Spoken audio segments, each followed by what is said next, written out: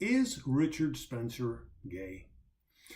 That's not a cheap shot at the guy. And look, I'm clearly not the most manly man either. Okay.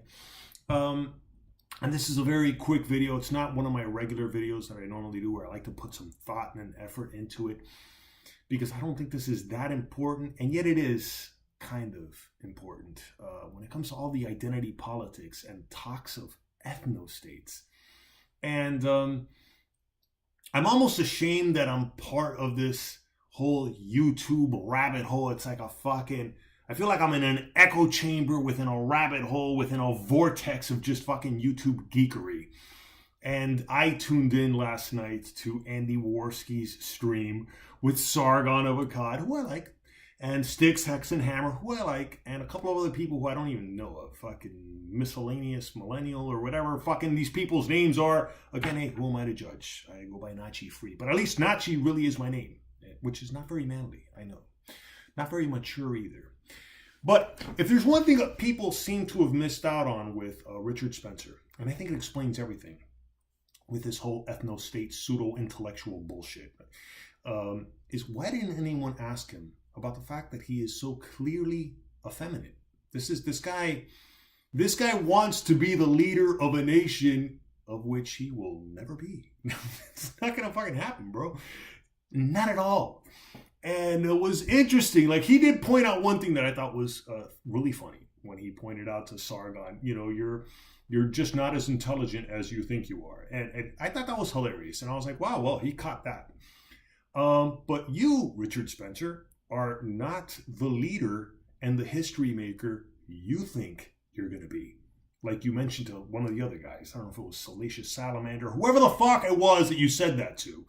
Because I was doing other things. I was just listening to the shit in the background. I don't like to waste too much time with this crap. But again, this talk of ethno-state, which you're not the first person to put this out there, dude. And it's a shame. Look, I don't want to insult someone like Richard Spencer. I would love to talk to you.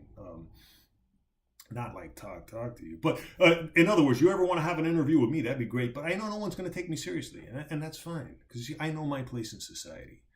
I know I'm not a great fucking intellectual mind either. Okay? Neither are you. That's the thing. And it's amazing how many people take you seriously. And what I wish more people would see is they would see through the psychology. You see, you guys can drop all the philosophical names you want, talk about John Locke and fucking, oh, did you read the fucking treatise of mankind and whatever the fucking Thomas Paine and who else were you guys mentioning? I think somebody probably at one point mentioned David Hume or some shit like that. You're all so fucking pretentious, by the way. Unless any of you are PhDs in some subject and you've actually written a book that has transformed civilization, get over yourselves. Get over yourselves. But the thing that I really wish somebody would have pointed out was that, like, look into the psychology of not just Richard Spencer, of anyone looking for an ethno-state, and not just the white ethno-states, the black ethno-states too. Any ethno-states. By the way, my family's Cuban, and Cuba almost became a quasi-ethno-state, okay? Except it wasn't based on a race. It was based on a fucking failed ideology, which it wasn't even really about an ideology. It was about a cult of personality that unfortunately too many Cubans were too fucking stupid to see through.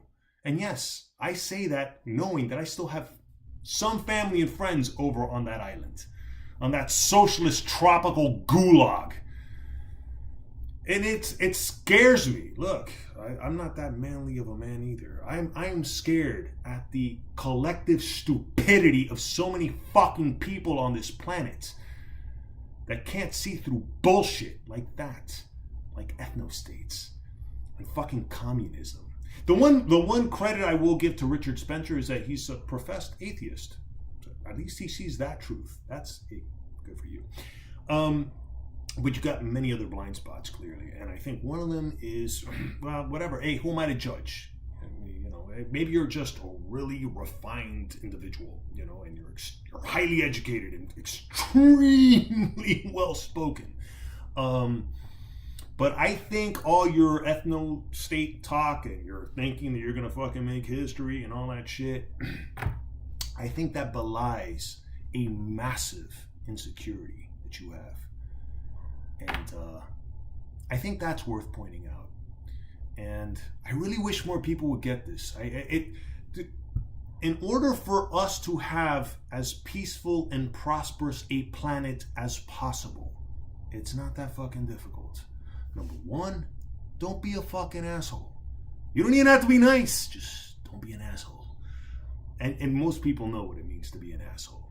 Number two, take responsibility for yourself. Okay? And you know what that fucking means too. And especially take responsibility for your goddamn children. All right? And please don't have more than fucking 3 kids.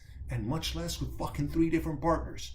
I never understood why people feel the need to have so many goddamn kids. But whatever, hey, to each his own. See, if I were to have my own state, you could do whatever the fuck you want, but it's on you. You're going to have kids.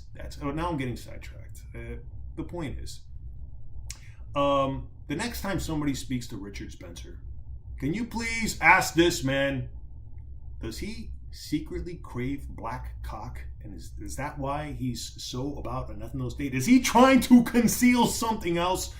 And to all the fools who follow him, consider that too. Anyway, thanks for watching, if you did. And I've got t-shirts for sale in the links down below. Thanks again for watching.